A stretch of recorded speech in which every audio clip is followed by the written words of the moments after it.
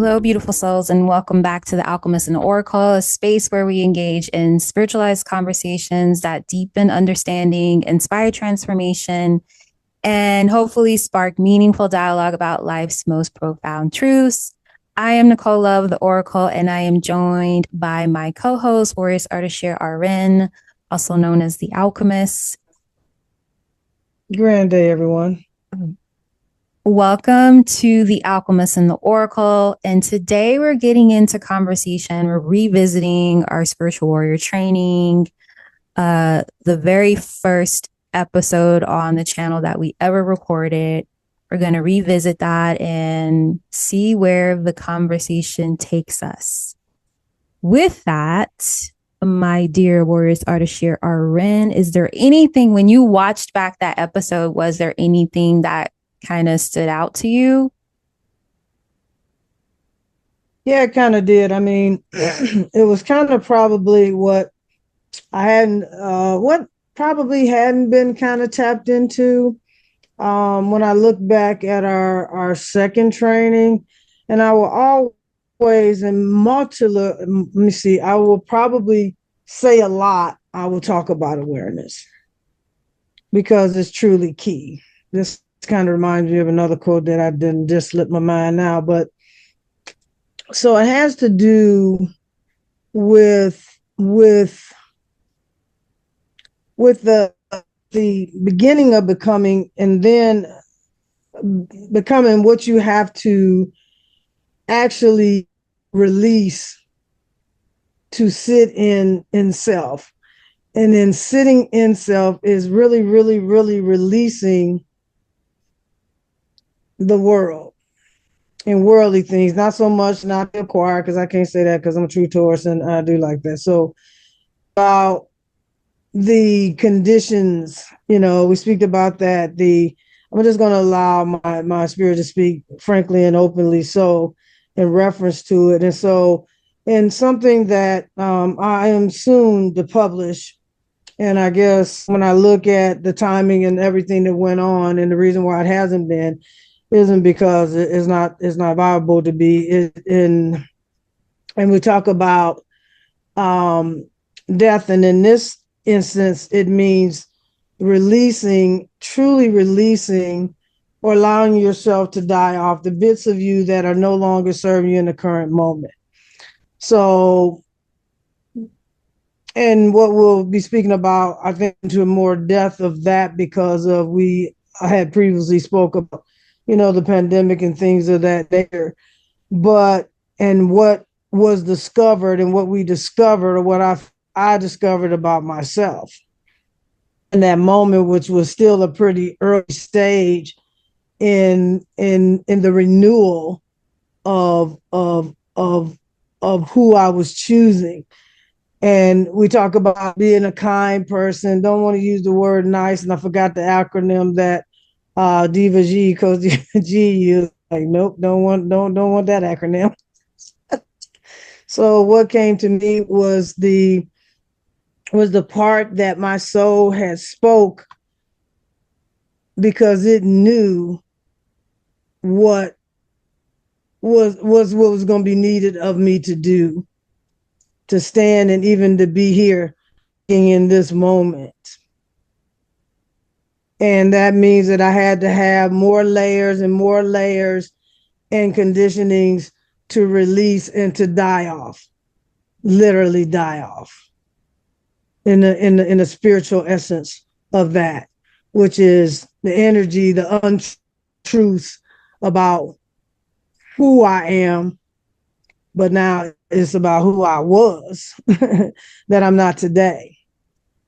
And understanding the training, the sitting still, what matters. And I realized that a quote was said to me by one of the pastors I know. Whether he'll ever see this, I don't know. But the thing of it is I had this contemplation about how I pray, or my prayer. And for that, to everybody, I know some people don't get into. I choose to do this on my own. I choose to use the word prayer from my perspective. In the quiet time, is that it's not so much that I need to sit, as that he said something about you're a walking prayer.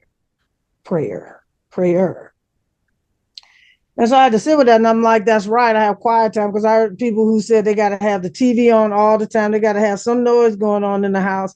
I have no problem with that. And even in my room at the house, that's kind of where we got to this, where I thought I was alone. I'd be up in my room, or up in my room now, where it's quiet. There's nothing going on. I walk around. There's no TV. There's no music. There's no nothing.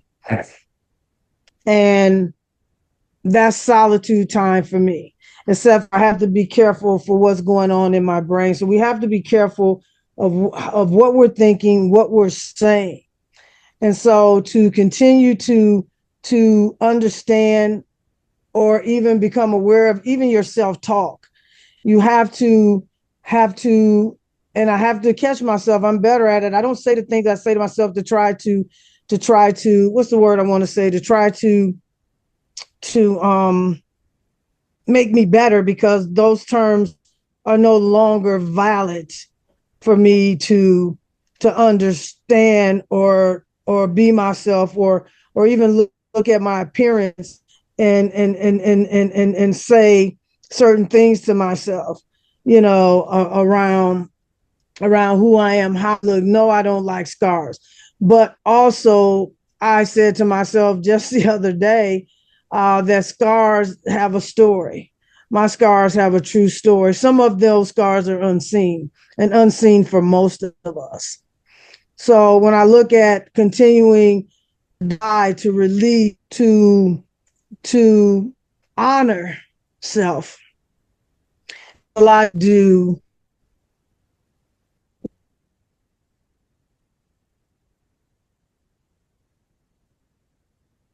mind doesn't mean it's easy. And even, stepping more into your connection with God's source, universe, is that I thought, okay, this is going to be easier. Not easier in the way that most people think, but easier because I don't have that energy, or negative energy, or energy that is based upon what somebody else thinks of me, about what somebody says I have to walk, how I need to be, how I need to walk or approach the world as a woman. And that matters. That matters. When I talked about that we as a woman, and everywhere I go, or something, little something, and I have to be more direct when, or more aware of the certain situations in which we as gender say we're sorry. Or say, I'm sorry, and it's not nothing to be sorry. If you bump me, it's like, excuse me, because I don't think you meant to bump me, not unless you really meant to bump me. But just a certain That might be possible. You out in these streets tempting people.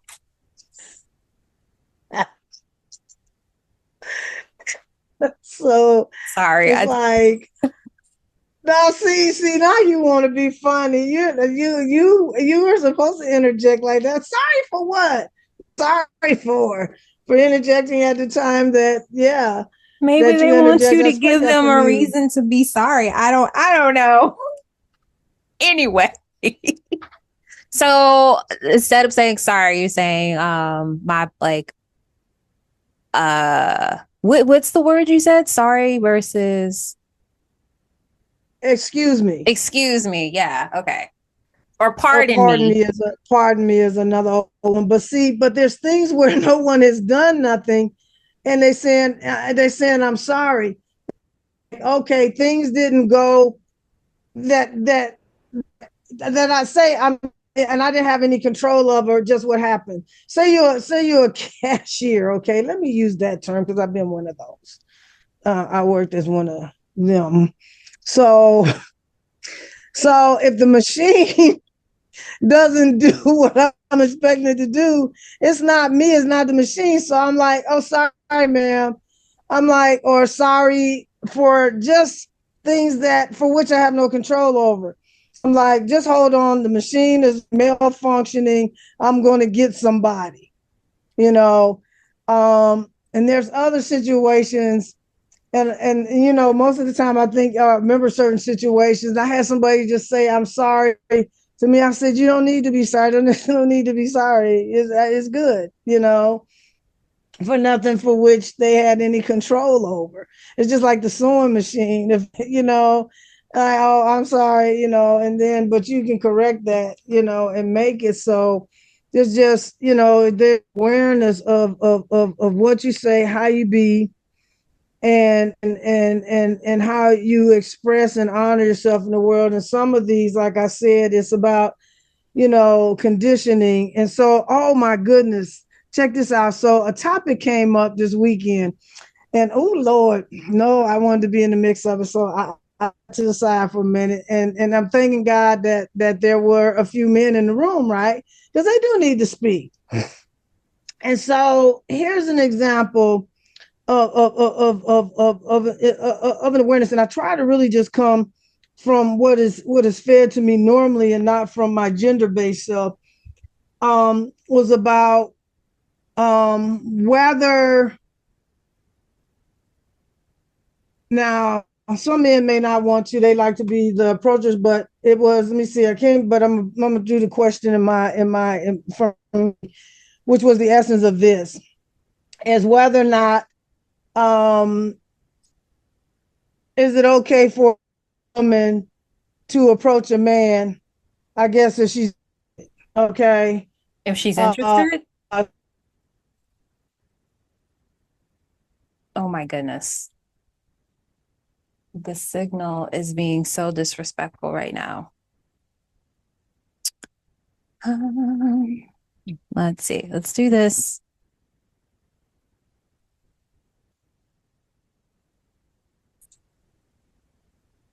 Okay, so pick back up on where you were talking about women approaching a man, like the question. That's where we got cut off. yeah, I wish I could have remembered it exactly, but yeah. So when it comes to that factor, and I was saying that some men have been hesitant to approach some women because of the response of some women. And some of the women I was going to say, well, you know, I get that. But one of them was saying that if a man can't approach me, you know, to speak to me, and I guess you just have to take what's going. My thing of it with the woman is just say you're not interested and go that. And I think it ought to be in there. Now, if God thinks, and I said some guys will say, hey, that's going to be my wife, then you have to go about it a different way to continue to, you know, make that happen, but in a way that is respectful or something to that nature. But she's like, if a dude can't approach her, then he's not her guy. So I said, okay, got you, get that. The other one's like, yes, I will go up and then I said there's another thing about the eye contact. Now some people were just natural innocent flirts. So I have to Sure. Okay, we'll call it that.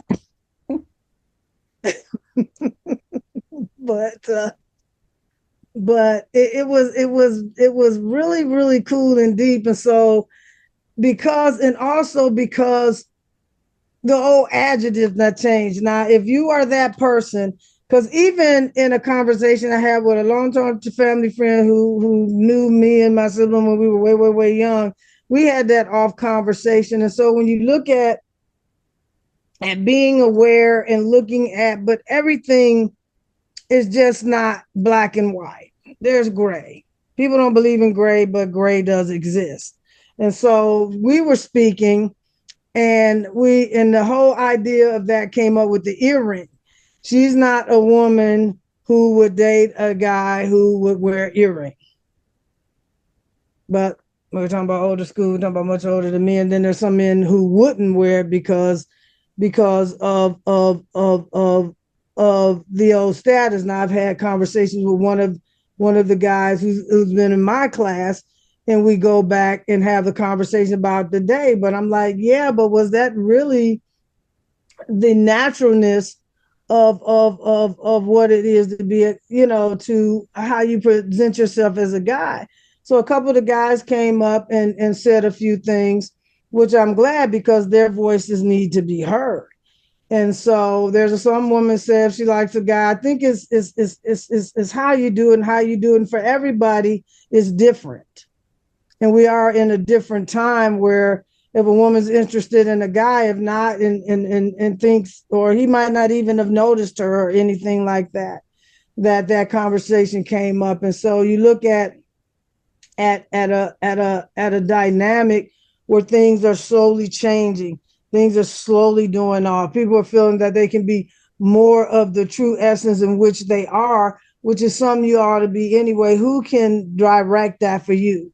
So for this person, that woman or that man, that might have a man that may not be the type of man that wants to be pro because he feels that he needs to be that one. Understood? Cool. Yeah, that. Or you have women that are more a dynamic where if I see something, I'm gonna go for it. And why does it have to be gender based? But you have the older school, you have the in between, you have the newer school.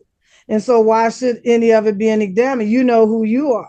So most feminine women, I'll say that, and that's not a hit, would prefer when we're looking at heterosexual relationships, the one that passes I'm more heterosexual. And I'm like, I don't even know why we even have to really even try to determine, identify who we are. But yes, we have heterosexual and we have gay used to be happy, but now it's tied to the LGBT Homo, community.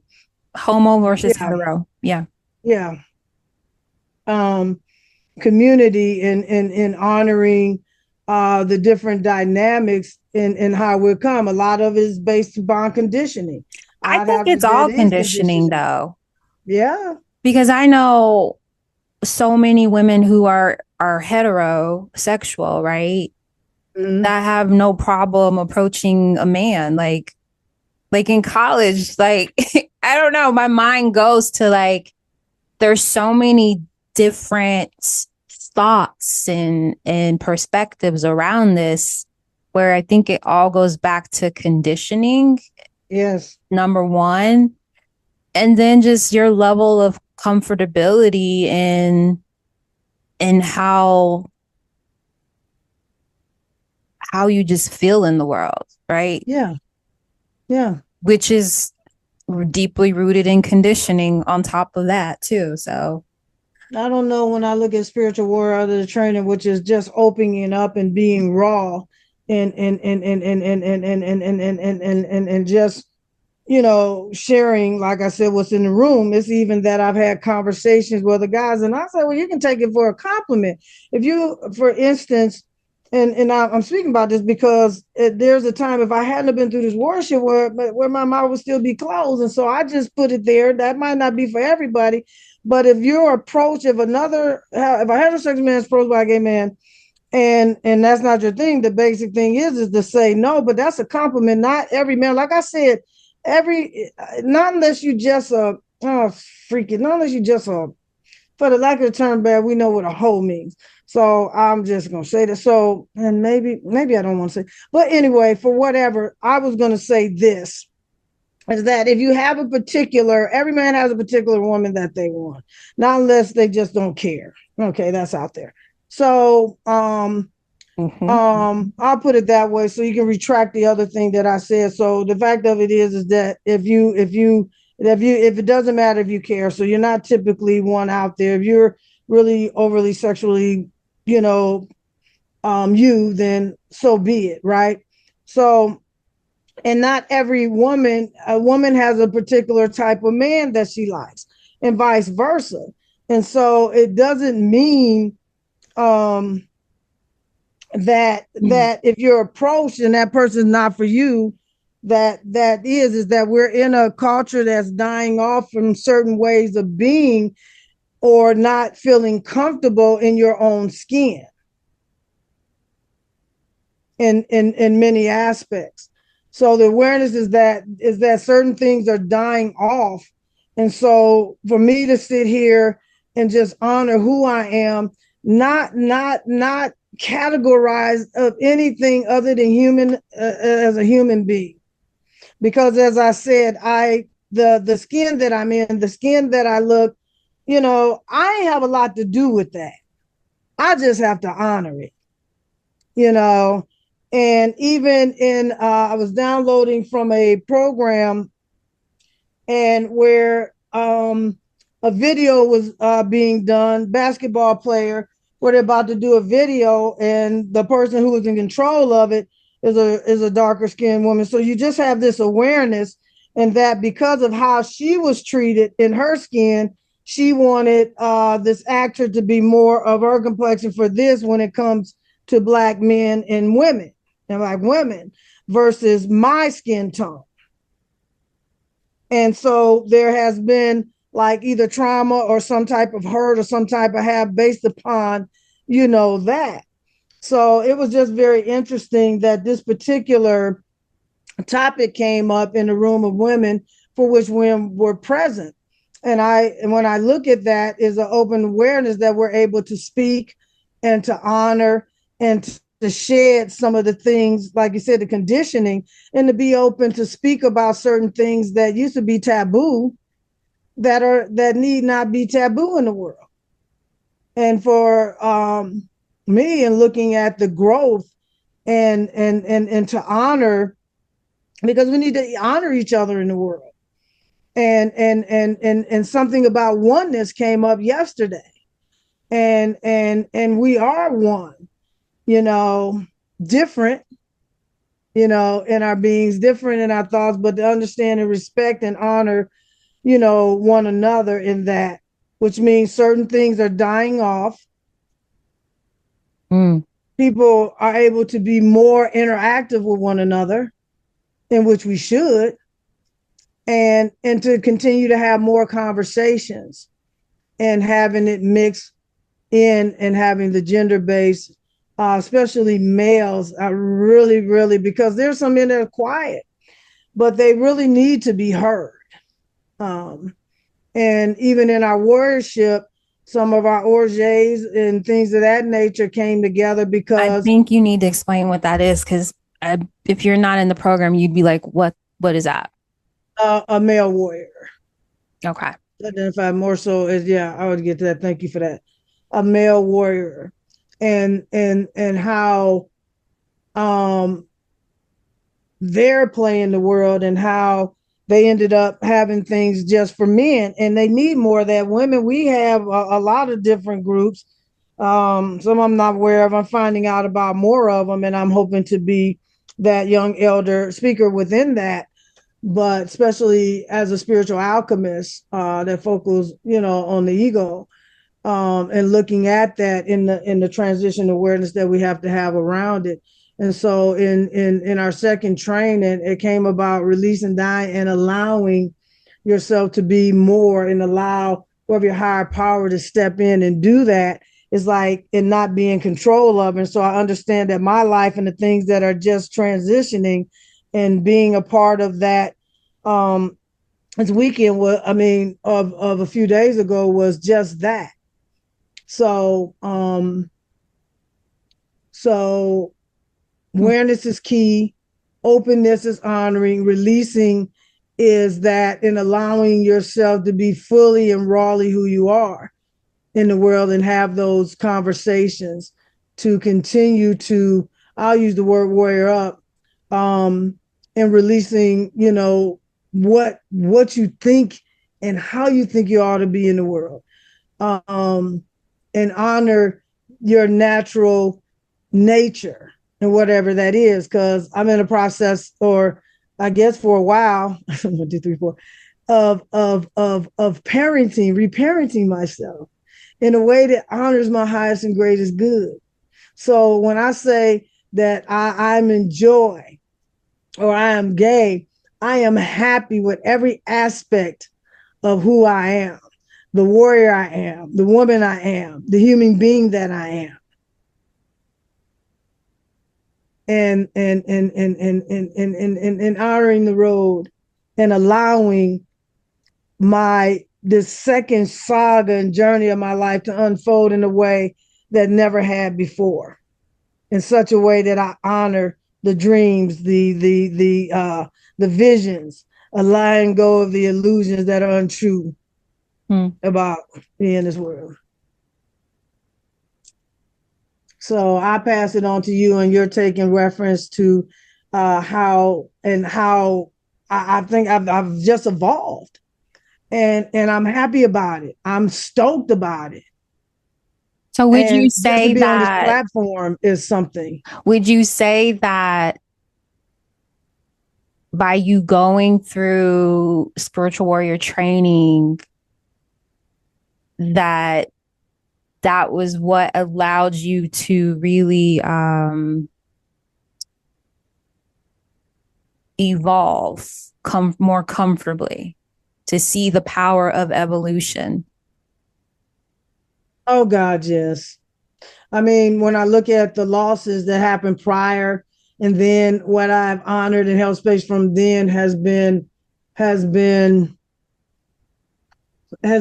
awe inspiring. I mean, I'm so thankful. Like I said, I had got a rejection letter and an acceptance letter, and hesitated, and it was called upon me by my mom and everybody else that this is what I was to do and to go through, and it wasn't easy because No. girl, I was resistant to some of it, not in a bad way, but because of the mind, because I've been, and because of yeah, yeah, just things. I think we all have been, like, I think most of everyone that showed up to spiritual warrior training 1 and 2, it was also, we kind of showed up like bracing for impact too, because I've been kind of exploring this realization of how we brace for impact just out of a safety mechanism. Yes.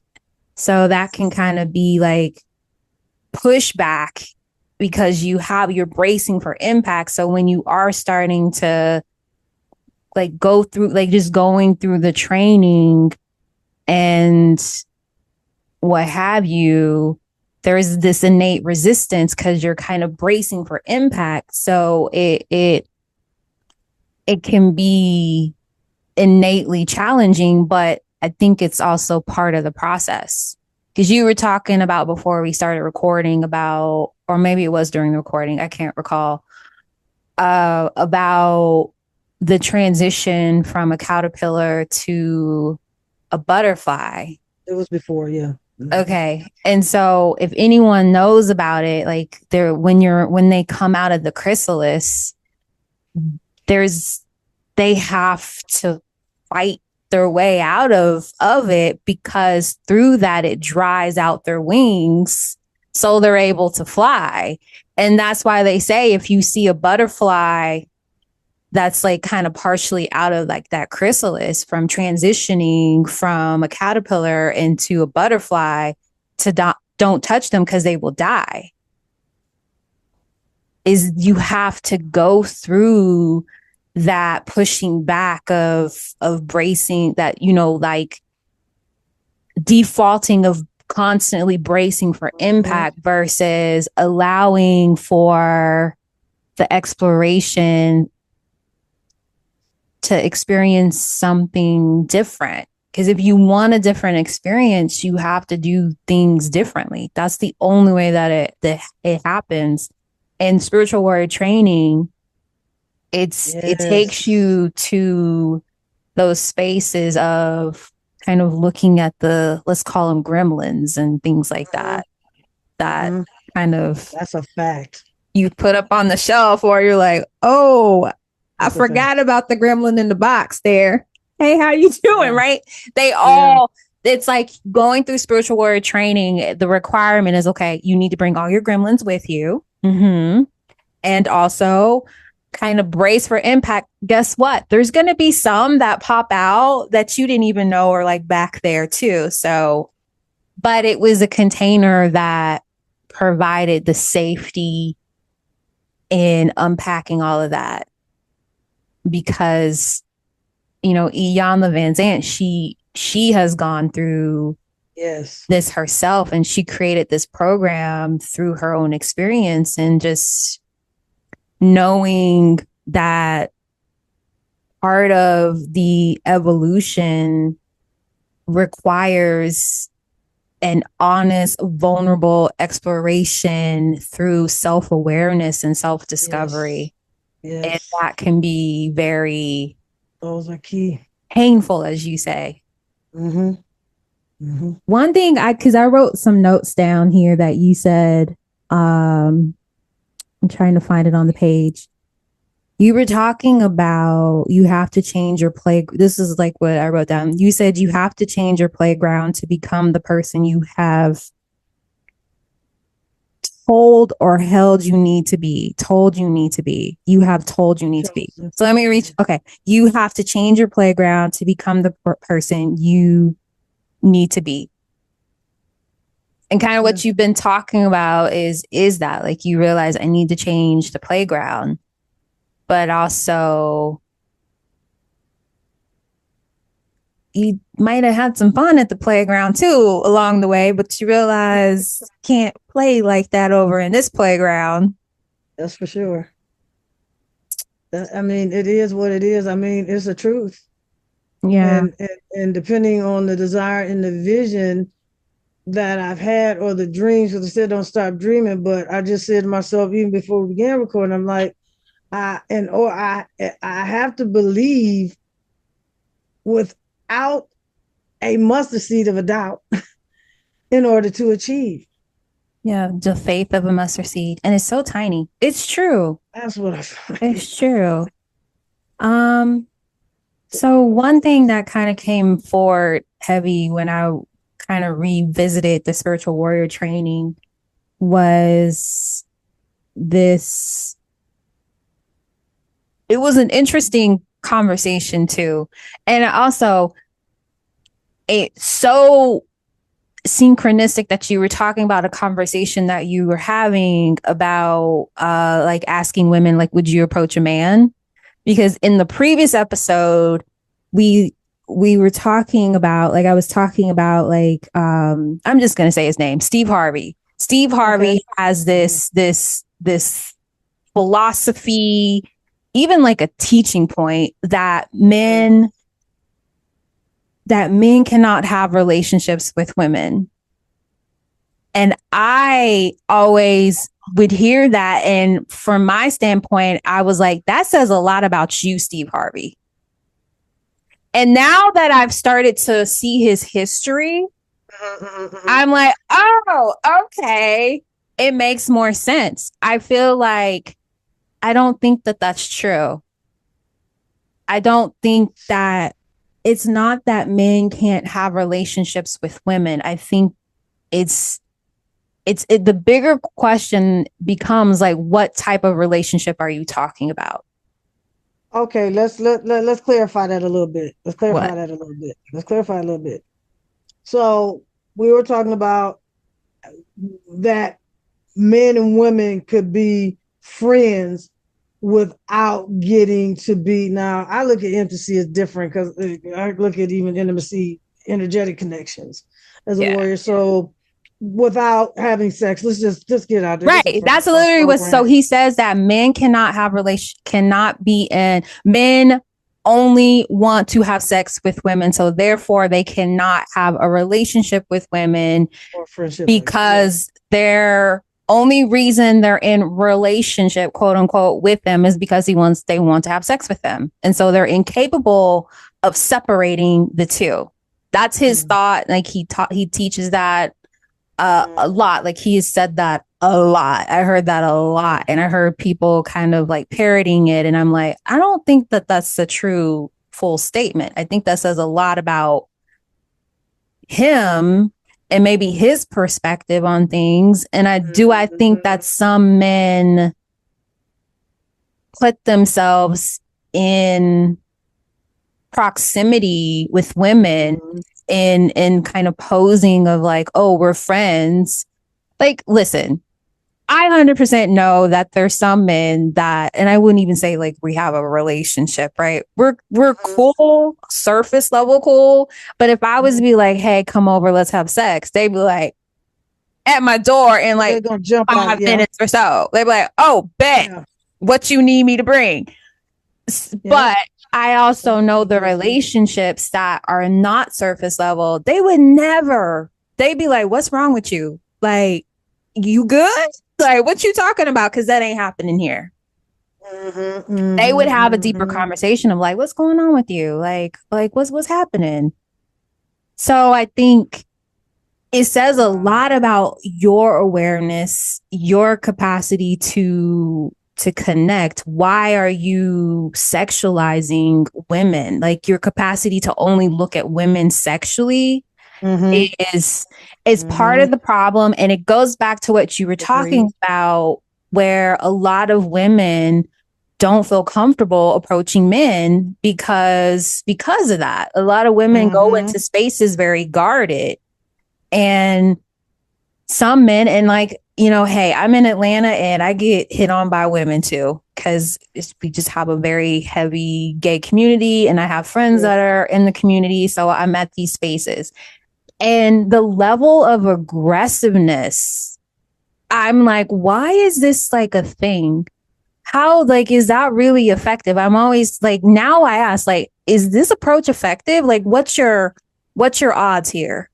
Like, tell me what your odds of success here. Wow. Well, oh God, in the spiritual nature and essence of the awareness that going through that brings, and looking at it, and this is a conversation. I guess I'm gonna put it out there or hit his name up because I brought it up at the event I was at, just whispering to the sister that was next to me.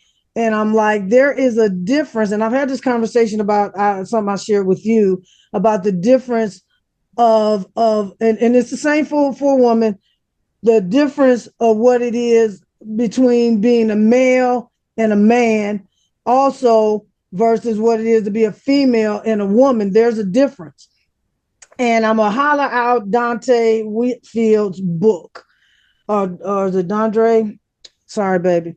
So DeAndre or Dante? I think I'm looking at it, looks like it's DeAndre. I think it's called Deontay. No. Yeah. Or is it Deontay? It's Dondre. He's got a hyphen. So he's an actor. I know him. What's the name of the book? It's called, and I actually have, and I was going through it, and when I was reading what he said, I could even. What's the name of the book? Never said. Male versus man. Oh, I know. Yes. Yeah, I've seen the book. I haven't read it. And then I was listening to him, and then of course some of the guys getting to hear, and he's talking about servanthood, this and that, because there's certain things that a man would not do. And you know, one thing that I had shared with you would not do that a male would. But you're still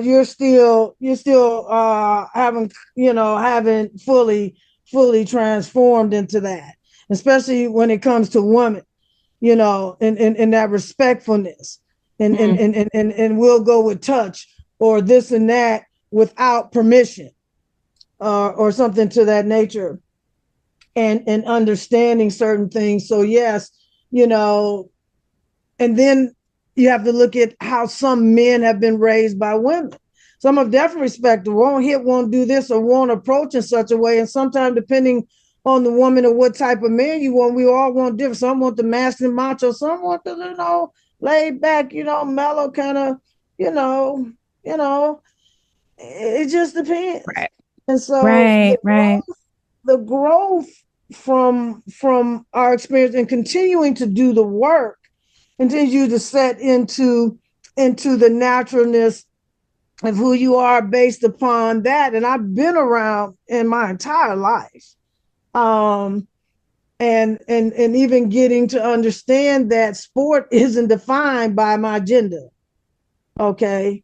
It's been something that there's been really, really humbly good at. So, and then it takes practice amongst anything else. And when I look at having old things die off, like you're talking, you know, like I was saying, and then tapping into what you're saying, you know, it makes sense, but you have to take the time to get the aha moments, the food for thoughts, and that nature, to shift, because that song, I'm definitely about it. I honor that I'm about shifting the atmosphere. Also about going to that space that no, I can't go back. There's no way. I almost went back to, and it was uncomfortable, and stuff happened 3 years ago. So I mean, you got to understand, and so I have to honor the shift. Right. Yeah, I think you have to meet yourself wherever you are at every single moment of now is kind of how my philosophy and take, and how just the years of working on the reparenting of myself, and then like also sitting in like some interesting spaces with, whether it was in the boardroom or whether it was like in the spa room or like in a Zoom room. Like I realize that is important. That level of self-awareness. I also mentioned in that episode a quote that I say every single time. And someone was asking me, like, can I read it from the book? So the book that I'm talking about, what's the quote, baby? Is quote? Well, I'm gonna tell them the book first. So the book that I'm reading the quote out of is The Way of Mastery, and it is by the Shanti Crystal Foundation. That's where you get the book from. Make sure it's the Shanti Crystal Foundation. Buy it from them, okay? Right. So I'm going to read the passage here, if I get to the right page. So this quote comes from lesson 1, part 1. And so part 1 is the way of the heart. And then the first lesson is the way that calls you home. So this is a book that was part of our spiritual warrior training. And was it our training or was it spiritual study sanctuary? I'm so confused at this point. No, it doesn't matter. That doesn't matter. It's a really and powerful book that can help support you if you are on the spiritual journey. It doesn't, like, the semantics of it doesn't matter. Because of the evergreen, it was I'm reading from page 8 if you want to like figure out where it is in the book, for those that like want to find it in this specific book. So it starts by saying, be you therefore a wise gardener, cultivate a deep love and respect for yourself, for you are not here to fix the world. You are not here to fix your brother or sister. It is only love that heals. And until you have loved yourself wholly by having purified the mind of every erroneous thought you have ever held, until you have loved yourself, you do not, in truth, love anyone or anything.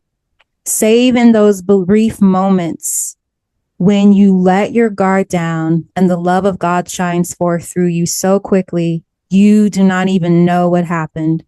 The wise gardener cultivates a state of consciousness in which the love of God is unimpeded. Beloved friends, those of you who have elected to answer a call to participate in this pathway with this family, if you would make your commitment to trusting your Creator for having set before you a pathway that can lead you home, you will indeed arrive at home.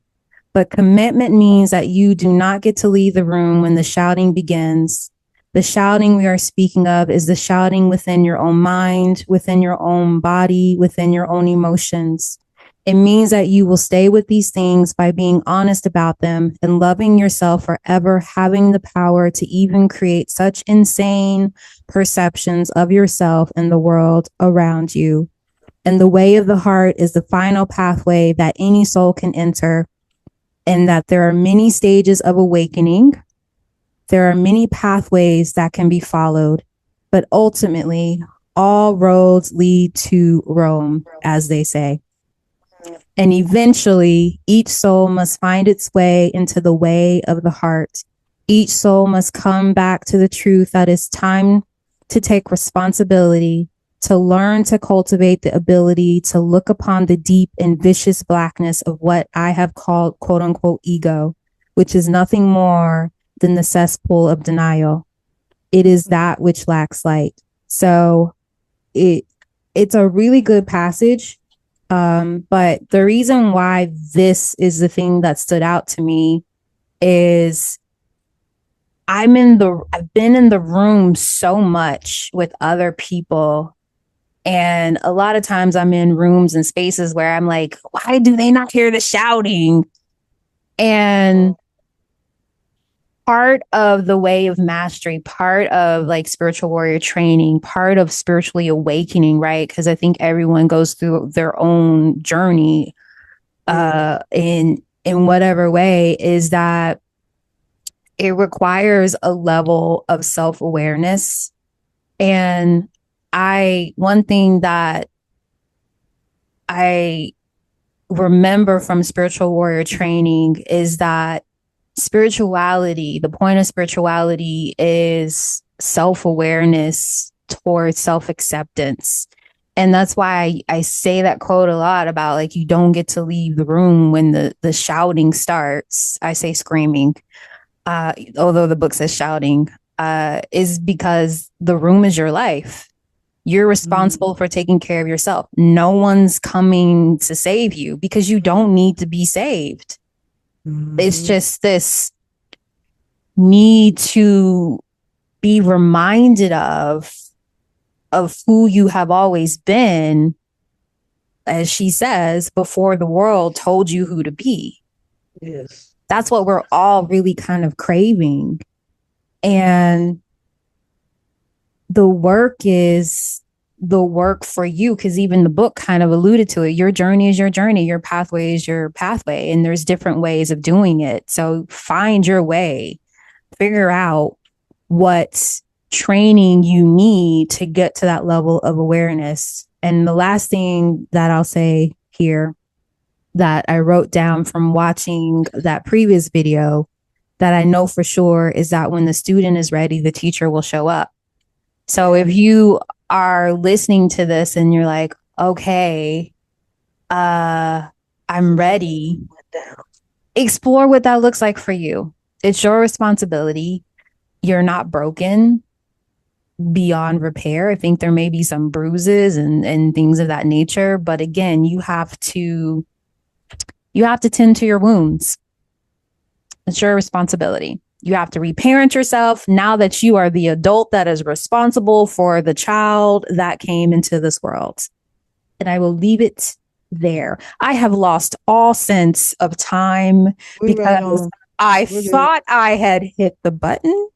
We good. Check the time. I don't know where we are on time. My button just went. Yeah, we good. Okay, good.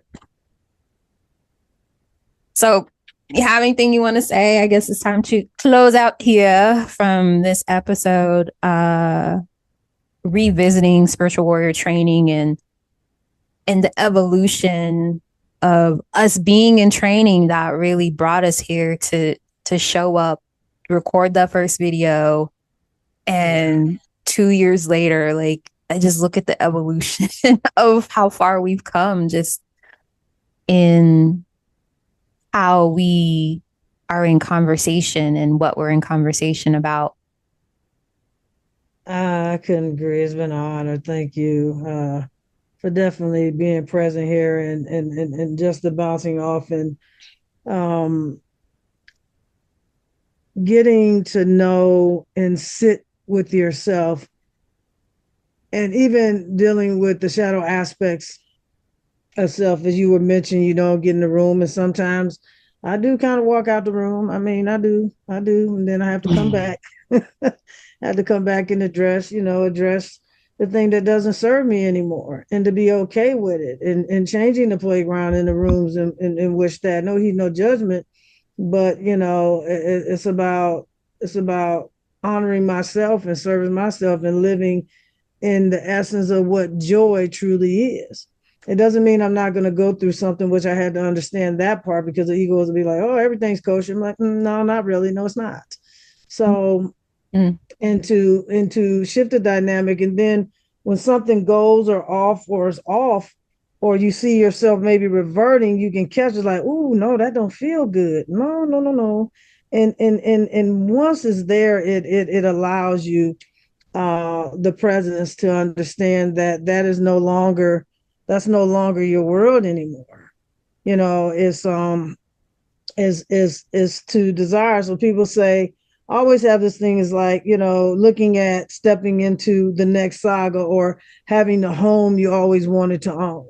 No matter how old or how whatever, that is possible if you believe. So I said to start living your life and stop letting life live you is to honor yourself, is to grow forward and find out who that is beyond what the world said, beyond the conditioning, beyond the illusions of the ego and that wants to keep you safe.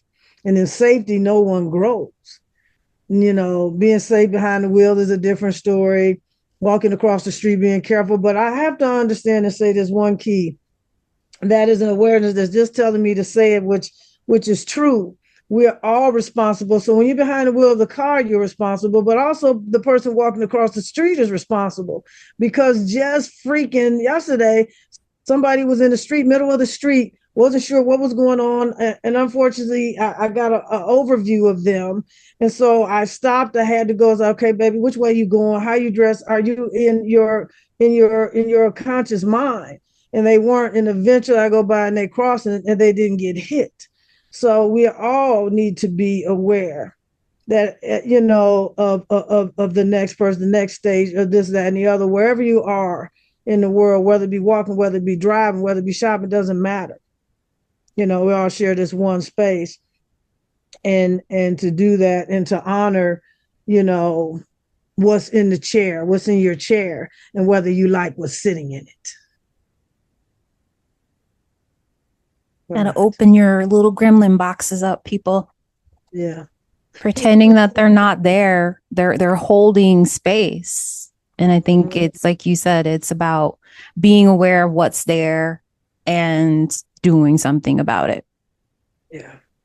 That was the whole point of spiritual warrior training. Is like, okay, you showed up. This is the new playground. Now go play and learn from falling down off of this, or like learning how to like navigate this new playground. And be able to get up. You can fall down, but you got to be able to get up. You got to be able to get up anew. Or just getting up, even if you are still beat down and still have the same attachments. Getting up is half the battle. I always remember my grandmother saying that. Getting up is half the battle. Half the battle, yeah. But being aware of it helps too, so. Well, it's always about awareness. You know it. As you said earlier. Well, thank you, my dear Warrioress Ardeshir. Thank you for being in conversation with me today. And thank you for those who have made it to this part of the episode where we say goodbye. Thank you. And we hope to see you, or you can hear us, or you're listening to us in the next episode. So until then. Much love, y'all, and peace. Deep bow, warrior. Deep bow. And we're out. We out.